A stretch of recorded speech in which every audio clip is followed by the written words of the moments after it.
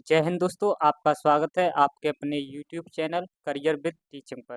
दोस्तों उम्मीद करता हूँ कि आप सभी लोग स्वस्थ होंगे और मस्त होंगे और अपनी आगामी परीक्षाओं की तैयारी अच्छी तरीक़ा से कर रहे होंगे। जो भी दोस्त इस चैनल पर पहली बार आया है, इस चैनल को सब्सक्राइब करें जिससे कि हमारी आने वाली न्यू वीडियो का नोटिफिकेशन सबसे पहले मिले। दोस्तों वीडियो पर शुरू से अंत तक बने रहें, यह वीडियो आपके लिए बहुत ही महत्वपूर्ण होने वाली है। दोस्तों इससे पहले वाले लेक्चर में हमने पढ़ा था जो भी हमारे इम्पोर्टेंट बहुउद्देशीय परियोजनाएं थी, उनके बारे में हमने विस्तृत रूप से वर्णन किया। अब इस वाली वीडियो में दोस्तों इस वाले लेक्चर में हम आपको पढ़ाने वाले हैं भारत की जलवायु के बारे में, यानी कि हम पढ़ने वाले हैं इंडियन क्लाइमेट के बारे में। दोस्तों अगर हम बात करते हैं कि इंडियन क्लाइमेट में दो तरह की घटनाएं देखने को मिलती हैं। पहली जो दोस्तों घटना होती है हमको देखने को मिलती है, पहली जो घटना होती है उसको वेदर यानी कि मौसम कहा जाता है। दोस्तों दूसरी जो घटना होती है वो क्लाइमेट यानी कि जलवायु जिसे कहते हैं। इस तरह की दो घटनाएं देखने को मिलती हैं और इन्हीं को दोस्तों मिलाकर हम भारत की जलवायु कहते हैं। यानी कि दोस्तों भारत की जलवायु में दो प्रकार की घटना होती हैं, पहली मौसम की दोस्तों और दूसरी जलवायु की घटना देखने को मिलती है और इन्हीं को मिलाकर दोस्तों हम भारत की जलवायु कहते हैं। इसी इसी से दोस्त इन्हीं को मिलाकर दोस्तों भारत की जलवायु का निर्माण होता है। तो ये दोनों दोस्तों टर्म क्या है, जैसे वेदर या मौसम, अगर हम इनकी बात करते हैं,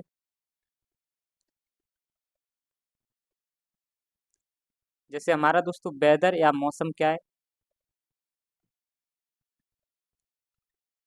तो अगर हम मौसम की बात करें यानी वेदर की बात करें, तो दोस्तों ये वेदर को हम शॉर्ट टर्म टर्म फिनोमिना कहते हैं और ये दोस्तों हमारा लॉन्ग टर्म फिनोमिना होता है। जैसे कि बात करते हैं, जैसे मौसम होता है जो तुरंत बदल जाता है। और जैसे कि दोस्तों डेफिनेशन में अगर हम बात करते हैं, जैसे कि हमारे वायुमंडल में दिन प्रतिदिन जो बदलाव देखने को मिलते हैं, दिन प्रतिदिन जो दोस्तों हमारे वायुमंडल में जो बदलाव देखने को मिलते हैं, जैसे कि अगर हम बात करें, जैसे दोस्तों हम चल रहे हैं तो तुरंत अगर दोस्तों बारिश हो जाए, तुरंत बारिश देखने को मिल जाए, या दोस्तों बादल बन जाए, या दोस्तों कोई भी अगर तुरंत आंधी आ जाती है, तो इस तरह की दोस्तों हमारे वायुमंडल में जो कि दिन प्रतिदिन जो बदलाव होते रहते हैं, इसी को दोस्तों हम कहते हैं वेदर यानी कि मौसम। दोबारा से दोस्तों इसी को बता देता हूँ, जैसे कि हमारे वायुमंडल में दिन प्रतिदिन जो बदलाव होते हैं, जैसे कि आपका आंधी का आ जाना, बारिश का हो जाना और बादल साफ हो जाना, बादल आ जाना, ये सब दोस्तों मौसम है, ये सब वेदर है। इसीलिए मैंने आपको कहा है ये आपका शॉर्ट टर्म फिनोमिना होता है, यानी कि है मौसम तुरंत बदल जाते हैं। यह घटनाएं दोस्तों मौसम कहलाती हैं। अगर हम क्लाइमेट यानी कि जलवायु की बात करते हैं, तो मैंने आपको बताया था ये हमारा लॉन्ग टर्म फिनोमिना होता है। अगर हम दोस्तों बात करें कि जलवायु जलवायु लंबे समय में बदलती है, मौसम हमारा तुरंत बदल जाता है, लेकिन दोस्तों ये हमारा तुरंत बदल जाता है मौसम। और क्लाइमेट जो होता है यानी कि दोस्तों जलवायु जो होती है यह लंबे समय में बदलती है, यानी जलवायु लंबे समय में बदलती है। जैसे अगर हम बात करते हैं, अगर हम इसकी डेफिनेशन की बात करें दोस्तों, तो किसी भी स्थान या किसी भी देश की बात करें, किसी भी स्थान या किसी भी देश के लंबे समय का एक मौसम जो होता है, वहाँ का मौसम का औसत अगर हम दोस्तों देख निकालते हैं, तो वो आपका जलवायु कहलाता है। किसी भी स्थान या किसी भी देश के लंबे समय के मौसम का जो औसत होता है उसी को दोस्तों हम जलवायु कहते हैं। अगर ये मौसम कितना होना चाहिए, वो दोस्तों आपका 30 साल का मौसम देखा जाता है। जैसे दोस्तों अगर हम भारत की बात करते हैं, भारत का जो मौसम होता है वो कैसा होता है, भारत का जो मौसम है दोस्तों कैसा है, इसका इसका दोस्तों लंबे समय का अगर हम औसत निकालें, अगर हम दोस्तों भारत का लंबे समय का औसत निकाल लिया जाए, तो वह दोस्तों आपका जलवायु कहलाता है। क्या कहलाता है दोस्तों? वह आपका जलवायु कहलाता है। या हम किसी भी स्थान या किसी भी देश की अगर हम 30 साल की मौसम का औसत निकालते हैं, तो वो दोस्तों आपका जलवायु कहलाता है। और वही डेफिनेशन में दे रखा है कि लंबे समय का औसत को ही हम जलवायु कहते हैं। और ये भी मौसम दोस्तों कब तक का होना चाहिए? 30 वर्ष तक का होना चाहिए। कितने वर्ष तक का होना चाहिए? 30 वर्ष तक का यह मौसम होना चाहिए। अगर हम दोस्तों बात करें,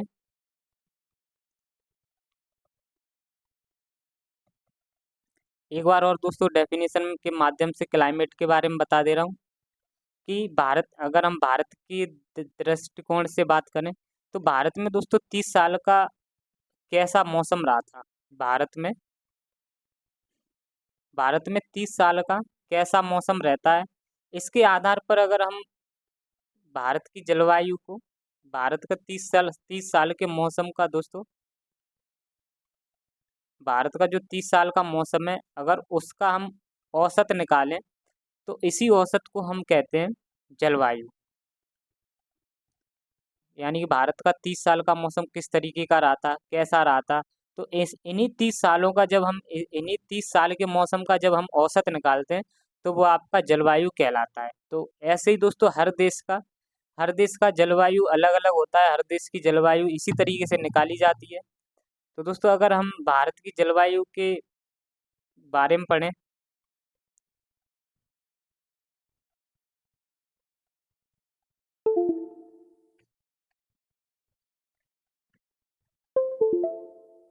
अगर हम दोस्तों भारत की जलवायु के बारे में पढ़ते हैं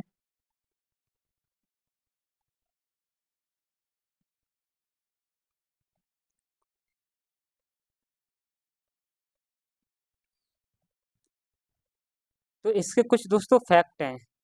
भारत की जलवायु में अगर हम बात करें, climate of India, climate of India यानी कि भारत की जलवायु। तो दोस्तों भारत की जलवायु के बारे में बताने से पहले हम मैं आपको बताता हूँ भारत की जलवायु किस तरीके की है।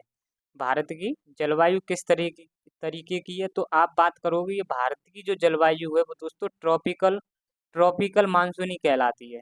भारत की जलवायु जो है वो आपकी ट्रॉपिकल मानसूनी कहलाती है, जिसे हम हिंदी में उष्णकटिबंधीय मानसूनी कहते हैं। क्या कहते हैं दोस्तों? उष्णकटिबंधीय मानसूनी कहते हैं। अगर हम दोस्तों उष्णकटिबंधीय मानसूनी में अगर हम बात करें कि मानसून क्या होता है, मानसूनी क्या होता है, दोस्तों मानसूनी को हम मानसून कहते हैं।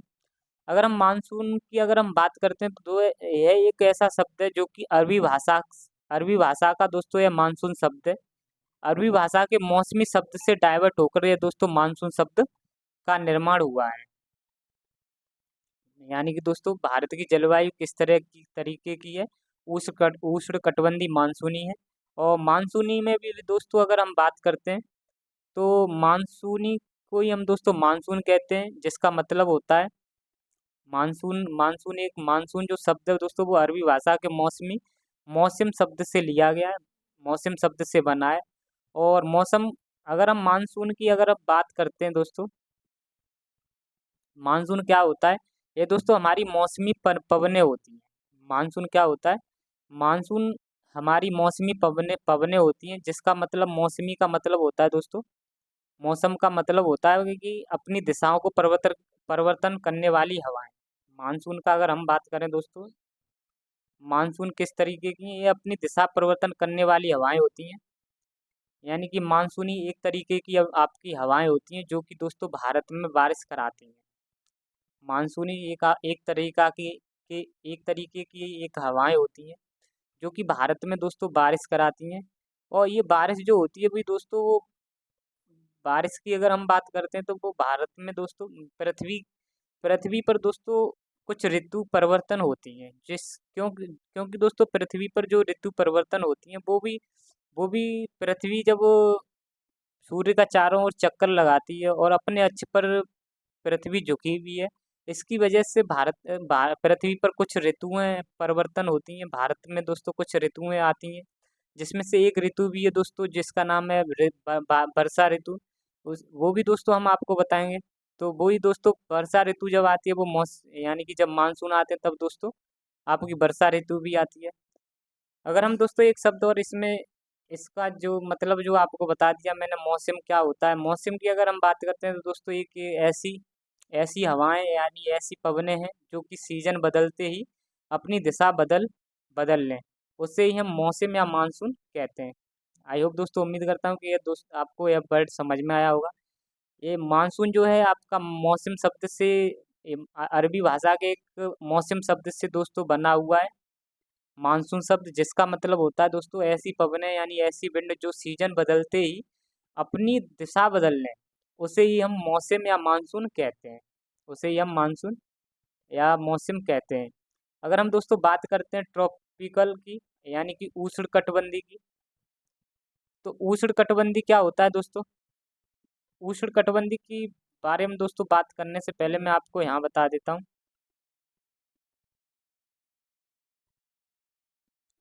जैसे ये दोस्तों हमारी पृथ्वी है, और ये दोस्तों पृथ्वी से, ये आपको याद नहीं रखना, यानी पृथ्वी से हमारा ये जा रहा है ट्रॉपिकल, ये जो दोस्तों जा रहा है इक्वेटर, जिसे हम विषुवत रेखा कहते हैं, 0 डिग्री पर। ये हमारी विषुवत रेखा है। और दोस्तों इसके ऊपर जो है, इसके ऊपर जो लाइन गुजरती है, जो जिसे हम बोलते हैं दोस्तों कर्क रेखा। क्या कहते हैं? इसके ऊपर कर्क रेखा है, और नीचे दोस्तों भूमध्य रेखा, इसको हम भूमध्य रेखा कहते हैं, या विषुवत रेखा, या भूमध्य रेखा कहो, या इसको विषुवत रेखा कहो, एक ही बात है।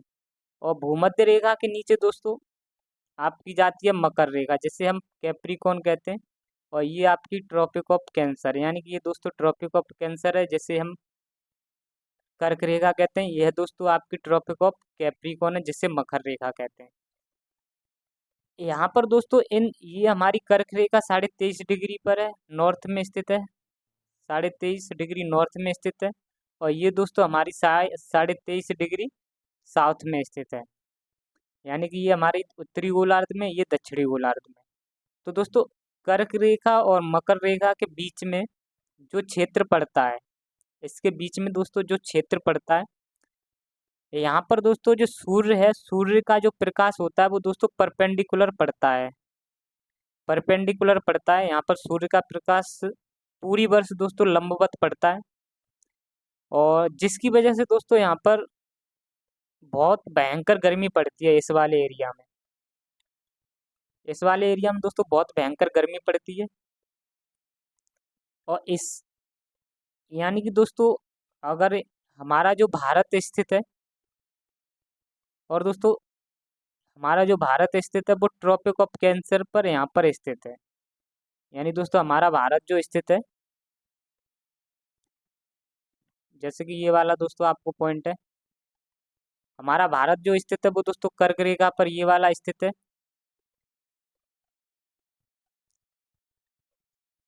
और दोस्तों अगर हम बात करते हैं, अगर बात करें कर्क रेखा के ऊपर भी जो कौन कौन सी जगह पड़ती है, जैसे कर्क रेखा से अगर ऊपर जाओगे तो कर्क रेखा से ऊपर यहाँ पर दोस्तों आपका पड़ेगा, जिसे जिसे हम कहते हैं आर्कटिक सर्किल। यहाँ पर ये आपका आर्कटिक सर्किल पड़ेगा। और इसके नीचे दोस्तों आपका पड़ेगा अंटार्कटिका सर्किल। इसको दोस्तों अंटार्कटिका अंटार्कटिका सर्किल कहेंगे इसको, और इसको आर्कटिक, ये आपका आर्कटिक पड़ेगा, और ये आपका अंटार्कटिका पड़ेगा। और यहाँ पर दोस्तों इन दोनों पॉइंटों पर दोस्तों आपकी जो सूर्य की किरणें होती हैं वो तिरछी पड़ती हैं। यहाँ पर ये दोस्तों आपका आर्कटिक हो गया, और यहाँ पर अंटार्कटिका हो गया। इन दोनों पर दोस्तों सूर्य की किरणें जो होती हैं वो तिरछी पड़ती हैं। और इसके आगे जो दोस्तों पृथ्वी के इसके ऊपर जो पॉइंट पड़ते हैं, जिन नॉर्थ पोल और साउथ पोल की तरफ, इन नॉर्थ और साउथ पोल की तरफ दोस्तों इनको फ्रिजिड एरिया बोलते हैं। कौन सा एरिया पड़ता है? यहाँ पर ये फ्रिजिड एरिया होता है।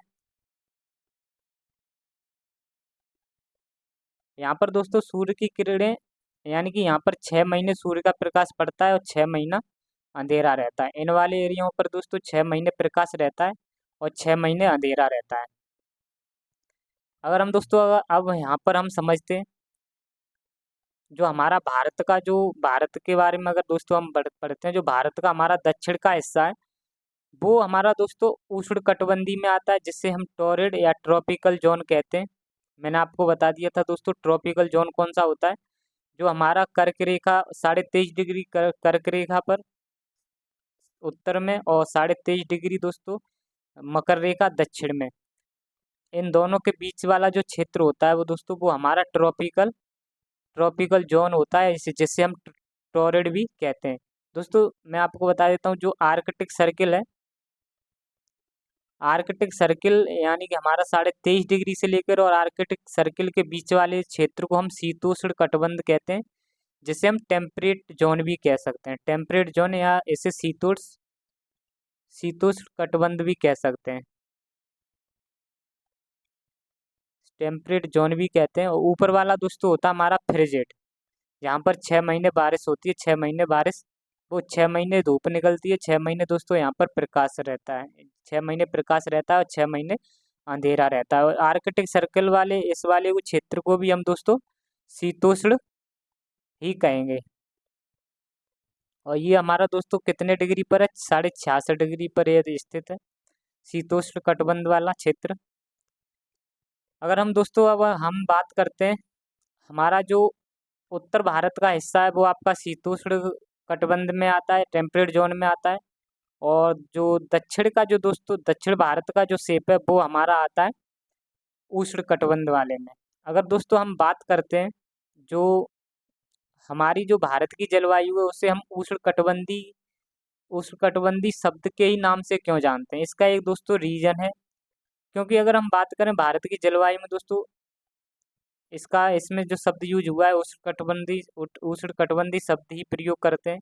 क्योंकि दोस्तों शीतोष्णकटिबंधीय शीतोष्णकटिबंधीय शब्द का प्रयोग नहीं करते हैं, क्योंकि भारत में जो दोस्तों उत्तर भारत में हमारा एक हिमालय पड़ता है, उत्तर भारत में हिमालय है, हिमालय एक पर्वत है। और हिमालय पर्वत है दोस्तों, एक इसका एक काम है जो कि इधर रूस की तरफ से दोस्तों कुछ साइबेरियन हवाएं चलती हैं, ठंडी हवाएं आती हैं भारत की तरफ। तो दोस्तों भारत में इनको ये चाइना से होते हुए आती हैं। ये दोस्तों साइबेरिया को आप रूस भी कहते हैं।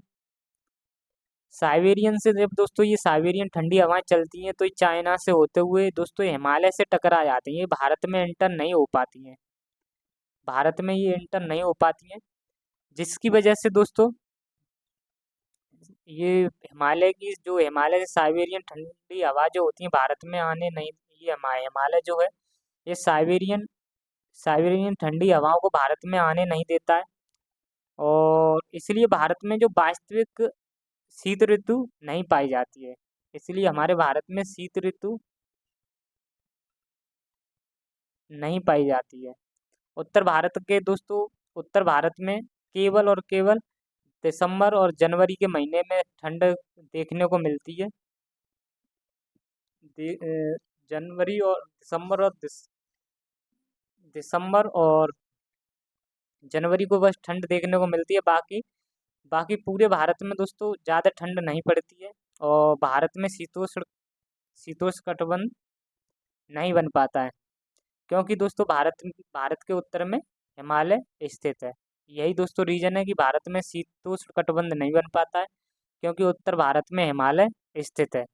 और बाकी का दोस्तों नॉर्मल रहता है, इसीलिए दोस्तों भारत को हम उष्णकटिबंधीय के नाम से जानते हैं। भारत की जो जलवायु की अगर हम बात करेंगे, तो भारत की जो जलवायु है वो आपकी उष्णकटिबंधीय ही इसको कहा जाता है।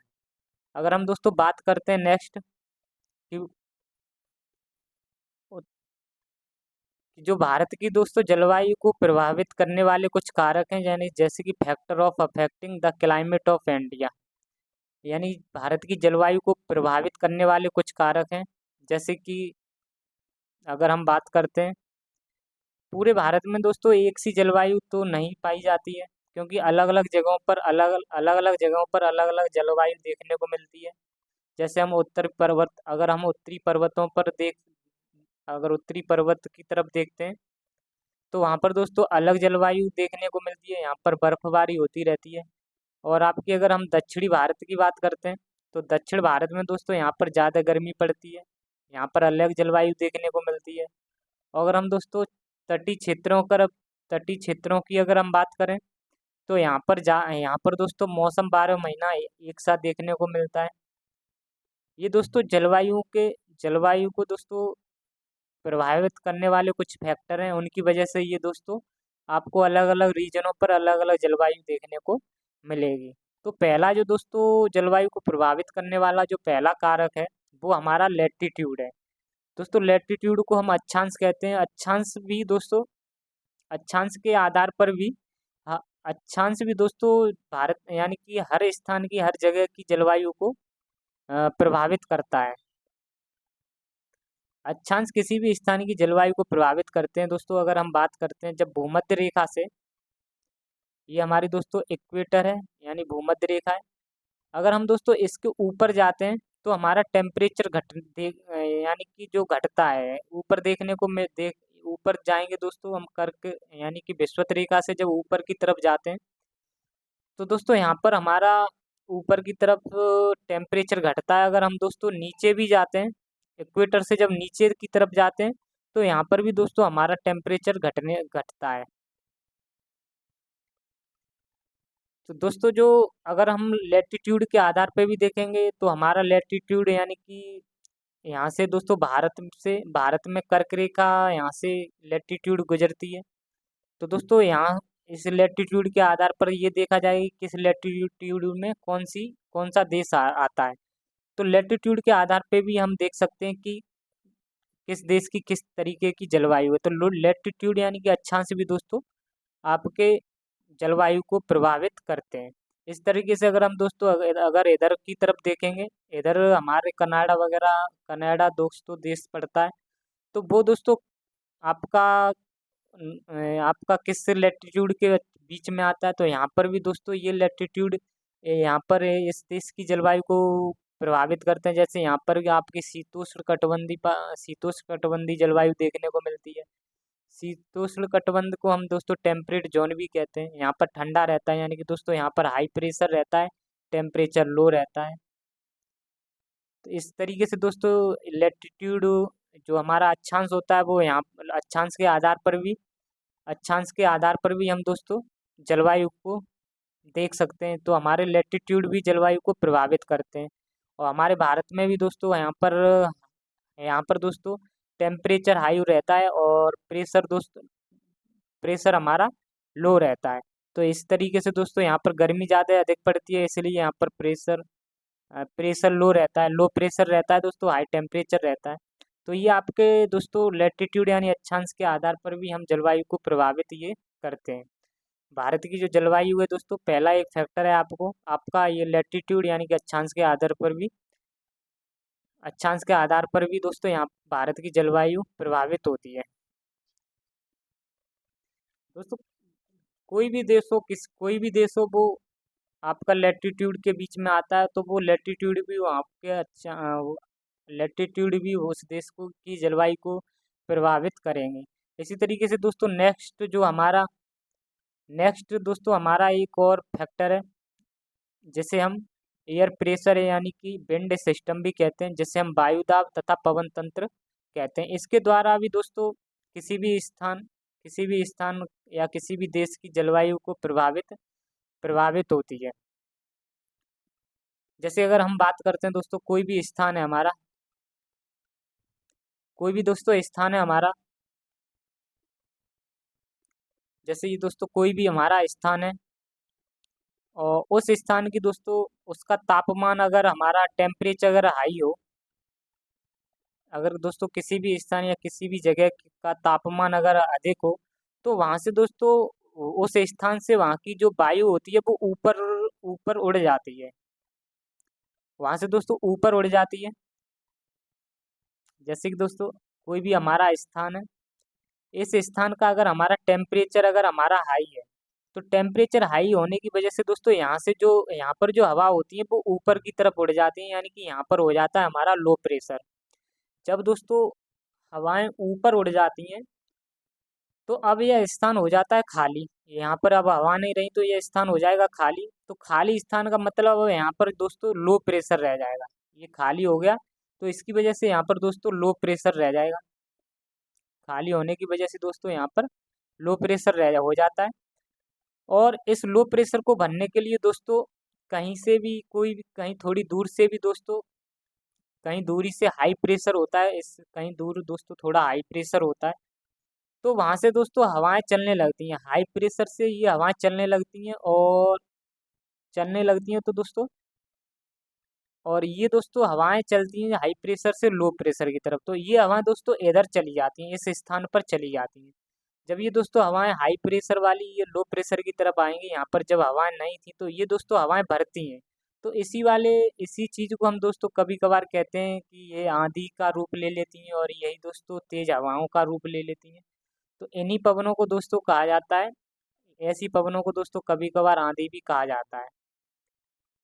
तो दोस्तों पहला इफेक्ट आपका, पहला जो जलवायु को प्रभावित करने, दूसरा जो प्रभावित करने वाला है कारक, वो हमारा वायुदाब तथा पवन है। वही दोस्तों इसमें मैंने आपको बताया है कि किसी भी स्थान का टेम्परेचर अगर हाई होता है तो यहाँ से पवनें उड़ जाती हैं ऊपर की तरफ, एयर दोस्तों ऊपर की तरफ ये हमारी उड़ गई। और इसकी वजह से, उड़ने की वजह से यहाँ पर दोस्तों खाली स्थान हो जाता है, खाली जगह हो जाती है, इसलिए यहाँ पर लो प्रेशर हो जाता है। और यहाँ से थोड़ी दूर दोस्तों कुछ हाई प्रेशर की हवाएं जो होती हैं दोस्तों, वहाँ पर हाई प्रेशर होता है, तो यहाँ से हवाएं चलकर ये दोस्तों इस खाली स्थान को भर लेती हैं। इन्हीं को कहा जाता है हवाएं या पवने या विंड, या इसको कहा कहते हैं आंधी। आंधी इसी तरीके से दोस्तों ये आंधी आती है। अगर हम दोस्तों बात करें नेक्स्ट इस वाले पॉइंट में, पवने हाई प्रेशर से लो प्रेशर की तरफ चलती हैं। जो हवाएं होती हैं वो हाई प्रेशर से लो प्रेशर की चलती हैं। और नेक्स्ट अगर हम दोस्तों बात करते हैं तो इसी की वजह से हमारे भारत में मानसून आते हैं। जैसे मैंने आपको बताया था, हमारा भारत कहाँ स्थित है? हमारा भारत दोस्तों ट्रॉपिकल जोन में स्थित है। हमारा भारत दोस्तों ट्रॉपिकल जोन में स्थित है। ये हमारा ट्रॉपिकल जोन हो जाएगा। और भारत में ज़्यादा गर्मी पड़ती है, भारत में क्यों ज़्यादा गर्मी पड़ती है? क्योंकि दोस्तों यहाँ पर लो प्रेशर होता है, टेम्परेचर यहाँ पर हाई रहता है, यहाँ पर लो प्रेशर बन जाता है। इसके बनते ही दोस्तों, लो प्रेशर के बनते ही भारत में मानसून भी आते हैं। भारत में भारत में लो प्रेशर के बनने के कारण ही भारत में मानसून आ जाते हैं। मानसून क्या होता है दोस्तों, मैंने आपको बता दिया। मानसून मानसून जो है वो आपकी हवाएं होती हैं, और आपकी, इसी को हम पवनें भी कह सकते हैं। मानसून हमारी एक तरीके की हवाएं हैं या पवनें हैं, जिसे हम ऐसे भी कह सकते हैं कि ये ऐसी पवनें या विंड हैं जो कि सीजन बदलते ही अपनी दिशा बदल लें, उसे ही हम मानसून कहते हैं। सीजन बदलते ही दोस्तों अपनी, ऐसी ये पवनें अपना सीजन बदलते ही अपनी दिशा बदल लें, उसी को हम मानसून कहते हैं। और दोस्तों ये क्यों आते हैं? क्योंकि भारत में लो प्रेशर बन जाता है, इसलिए यहाँ पर मानसून आते हैं। दोस्तों आप कनाडा में देखोगे, कनाडा की तरफ, अगर आप अगर उत्तरी अमेरिका की तरफ देखोगे तो यहाँ पर दोस्तों हाई प्रेशर रहते हैं। हाई प्रेशर रहता है, इसलिए यहाँ पर दोस्तों लो टेम्परेचर रहता है, कम तापमान रहता है दोस्तों। यहाँ पर दोस्तों हाई प्रेशर रहता है, लो टेम्परेचर रहता है, इसकी वजह से यहाँ पर ऐसा कोई फिनोमेना मानसून टाइप का देखने को मिलता नहीं है। अगर हम दोस्तों नेक्स्ट पॉइंट की अगर हम बात करते हैं, आपको ये समझ में आया होगा, जैसे कि जहाँ तापमान ज़्यादा होगा, जहाँ टेम्परेचर ज़्यादा होगा, और वहाँ पर दोस्तों आपका प्रेशर लो रहेगा। और अगर यहाँ पर दोस्तों टेम्परेचर कम रहेगा तो वहाँ का प्रेशर आपका हाई रहेगा। जहाँ टेम्परेचर ज़्यादा होता है दोस्तों, उसको हम ग्रीष्म ऋतु भी कहते हैं। और यहाँ पर टेम्परेचर दोस्तों लो रहता है, उसको हम शीत ऋतु कहते हैं। यानी कि टेम्परेचर ज़्यादा वाले को ग्रीष्म ऋतु, और शीत यानी कि टेम्परेचर कम वाले को हम शीत ऋतु कहते हैं। वही दोस्तों आपको याद रखना है कि पवनें जो होती हैं वो लो प्रेशर से आपकी हाई प्रेशर, पवनें जो होती हैं आपकी हाई प्रेशर से लो प्रेशर की तरफ चलती हैं। अब दोस्तों हम नेक्स्ट तीसरा कारक है हमारा, कि हम दोस्तों किसी भी स्थान की या किसी भी देश की जो जलवायु है, वो आपकी एल्टीट्यूड यानी कि ऊंचाई के आधार पर भी उसको प्रभावित किया जाता है। यानी कि दोस्तों ऊंचाई के आधार पर भी हम किसी भी देश की जलवायु को प्रभावित कर सकते हैं। जैसे कि किसी भी देश की जो जलवायु प्रभावित होती है वो ऊंचाई के आधार पर भी होती है। जैसे किसी भी देश से, यानी कि कोई भी स्थान है, वो अगर समुद्र तल से, उसकी समुद्र तल से ऊंचाई कितनी है, यह भी दोस्तों क्लाइमेट को प्रभावित करती है। यह भी, अगर हम किसी भी स्थान की समुद्र तल से ऊंचाई कितनी है, यह भी दोस्तों क्लाइमेट को प्रभावित करती है। जैसे कि अगर हम बात करते हैं तो उत्तर प्रदेश में दोस्तों, मध्य प्रदेश में, उत्तर प्रदेश में, बिहार में बर्फबारी नहीं होती है। क्योंकि यह भी दोस्तों क्योंकि यह समतल एरिया है, प्लेन एरिया है। और अगर हम दोस्तों लद्दाख की, जम्मू कश्मीर की अगर हम बात करते हैं तो यह यहाँ पर बर्फबारी देखने को मिलती है। तो वही दोस्तों आपको बताना चाह रहा हूँ कि किसी भी स्थान या किसी भी देश की हम ऊंचाई पर यह भी जलवायु को प्रभावित करता है। ऊंचाई भी दोस्तों किसी भी देश या स्थान की जलवायु को प्रभावित करता है। अब दोस्तों नेक्स्ट पॉइंट अगर हम इसी की बात करते हैं कि क्षोभ मंडल में अगर हम ट्रोपोस्फियर कहते हैं क्षोभ मंडल को, क्षोभ मंडल में अगर हम 165 मीटर की ऊंचाई पर जाते हैं तो तापमान 1 डिग्री सेल्सियस कम हो जाता है। कितना कम हो जाता है?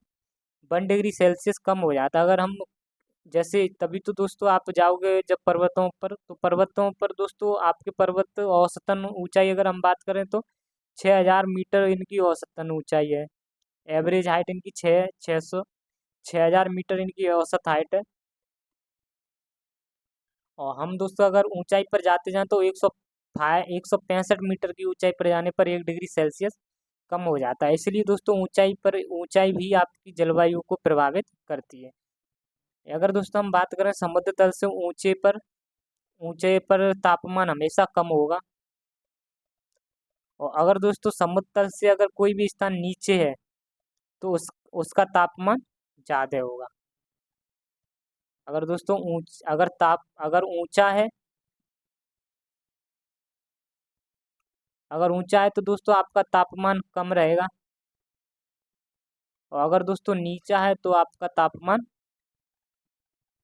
ज़्यादा रहेगा।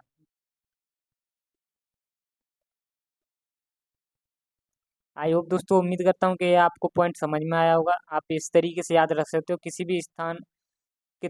कोई भी स्थान कितना ऊंचाई पर है यह भी जलवायु को प्रभावित करता है। और इसी तरीके से दोस्तों नेक्स्ट है हमारा रिलीफ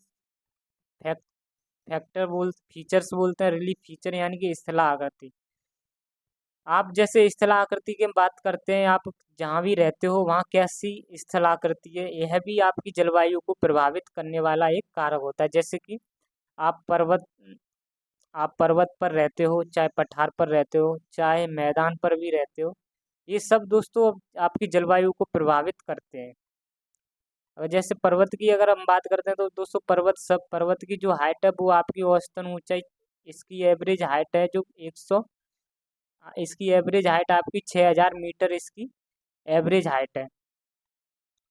और अगर हम बात करें ये हमारी कर्क रेखा है, जो कर्क रेखा जैसे दोस्तों हमारी भारत, ये अर्थ में दोस्तों आप देख सकते हो, ये हमारा इक्वेटर हो गया, ये कर्क रेखा हो गई और ये आपकी मकर रेखा हो गई। कर्क रेखा से अगर हम दोस्तों ऊपर जाएंगे, ये हमारी कर्क रेखा है।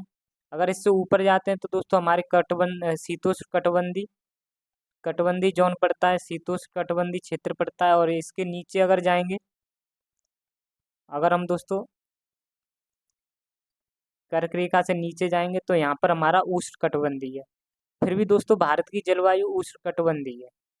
इसका रीजन मैंने आपको बता दिया इसका मैंने आपको रीजन बता दिया था, क्योंकि दोस्तों साइबेरियन क्योंकि स्थला आकृति इसलिए प्रभावित करती है क्योंकि साइबेरियन जो जो भी ठंडी हवाएं हैं वो दोस्तों जब भारत में आती हैं तो भारत में एंटर नहीं हो पाती हैं, क्योंकि उसको पर्वत हिमालय का पर्वत जो है वो इन साइबेरियन हवाओं को भारत में आने नहीं देता है। इसलिए जो भारत की वास्तविक वास्तविक जो दोस्तों भारत की ऋतु ऋतु है जो दोस्तों, वो आपकी शीत ऋतु नहीं पाई जाती। इसलिए भारत में जो शीत ऋतु नहीं पाई जाती है।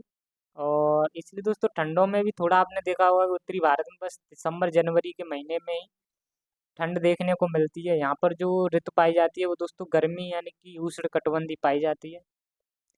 यही दोस्तों पॉइंट में दे रखा है कि रूस रूस को मैंने आपको बता दिया साइबेरियन कहते हैं। रूस की तरफ से जो ठंडी ठंडी हवाएं आती हैं भारत में, चाइना से होते हुए, चाइना की तरफ से दोस्तों भारत की तरफ जब ये हवाएं आती हैं तो हिमालय दोस्तों भारत में आने वाली ठंडी हवाओं को रोक देता है।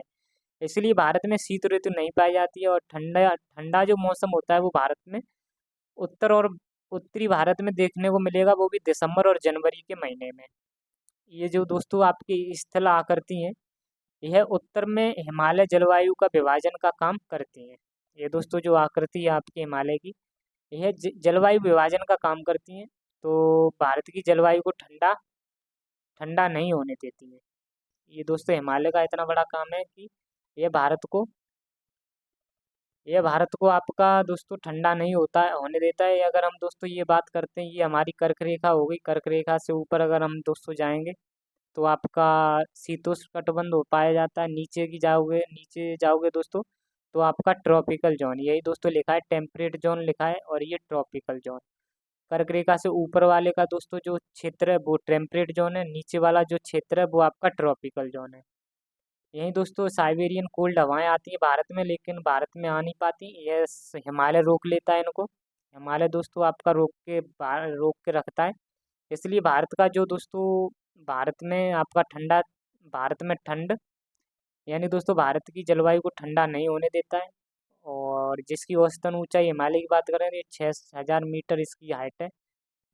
यही दोस्तों पॉइंट नीचे लिखा है कि हिमालय भारत में क्लाइमेट चेंज का काम करता है, क्योंकि यह साइबेरिया से आने वाली ठंडी हवाओं को भारत में प्रवेश करने से रोकता है। अब इसी तरीके से दोस्तों नेक्स्ट पॉइंट है भारत, यानी कि दोस्तों भारतीय जलवायु को प्रभावित करने वाला एक और कारक है जिससे बोलते हैं डिस्टेंस फ्रॉम द सी, यानी कि समुद्र से दूरी। समुद्र से दूरी भी दोस्तों कहीं ना कहीं भारत की जलवायु को प्रभावित करती है। जैसे दोस्तों मैंने आपको बताया था, मैं आपको बता दे रहा हूँ, जैसे कि ये जो हमारा भूमि है, लैंड जो एरिया है वो दोस्तों हमारा आपको बताया है। लैंड एरिया जो होता है दोस्तों वो जल्दी जल्दी गर्म हो जाता है और यह दोस्तों आपका जल्दी ठंडा भी हो जाता है। जो हमारा लैंड एरिया है ये जल्दी गर्म हो जाता है और जल्दी ठंडा हो जाता है। अगर हम दोस्तों वाटर की बात करते हैं तो ये देर से गर्म होता है और ये देर से ठंडा होता है। और कोई भी स्थान दोस्तों समुद्र के पास है, जैसे कि आपका एक मुंबई हो गया या चेन्नई हो गया और कोची हो गया, ये दोस्तों समुद्र के पास हैं। और ये सब शहर दोस्तों समुद्र के निकट होने की वजह से समुद्र के पास दोस्तों निकट होने की वजह से समुद्र से दोस्तों कुछ कुछ दोस्तों हवाएं चलती हैं और इन शहरों की तरफ दोस्तों ये हवाएं चलती हैं। तो जिसकी वजह से दोस्तों इनका जो तापमान होता है, इनके तापमान में दोस्तों इनका दैनिक तापमांतर कम होता है। इनका दोस्तों ये जो जितने भी आपके समुद्री तट पर पड़ने वाले जो शहर हैं, सिटी हैं, चाहे आपका मुंबई हो गया, चाहे कोची जाने या चेन्नई हो गया, जो भी दोस्तों तटीय क्षेत्रों पर जो शहर पाए जाते हैं वहाँ पर इनका तापांतर कम होता है, यानी कि टेम्परेचर कम देखने को मिलता है। और जो स्थान दोस्तों समुद्र तल से ज़्यादा दूर हो, जो समुद्र स्थान से जितना ज़्यादा दूर होता है वह स्थान, वहाँ का तापमांतर उतना ही अधिक होता है। वहाँ का तापमांतर उतना ही अधिक होता है, क्योंकि मैंने आपको बता दिया था कि लैंड एरिया जल्दी से गर्म हो जाता है, फिर जल्दी से ठंडा भी हो जाता है। इसलिए दोस्तों यहाँ पर टेम्परेचर अधिक देखने के लिए मिलेगा। यहाँ पर जो टेम्परेचर का डिफरेंस जो देखने को मिलता है वो अधिक होता है, और यहाँ पर टेम्परेचर का जो डिफरेंस देखने को मिलता है वो आपका कम होता है। इसी तरीके से दोस्तों आपका ये समुद्र से दूरी वाला भी एक फैक्टर है जो कि भारत की जलवायु को प्रभावित करता है। अगर हम दोस्तों नेक्स्ट बात करें सिक्सवां सिक्सवां दोस्तों ओशियन करंट, जिसे हम समुद्री जल धाराएं कहते हैं, जो कि दोस्तों समुद्र के अंदर चलती हैं, यह भी भारत की जलवायु को प्रभावित करती हैं।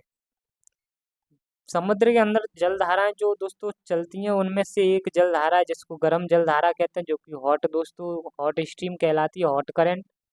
और दूसरी दोस्तों ठंडी जल धाराएं चलती हैं समुद्र के अंदर, जिसे हम कोल्ड करंट्स भी कहते हैं। जो दोस्तों गर्म जल धाराएं चलती हैं वह स्थानों को गर्म कर देती हैं, और ठंडी जो जल धाराएं चलती हैं उनको दोस्तों जो वो स्थानों को ठंडा कर देती हैं।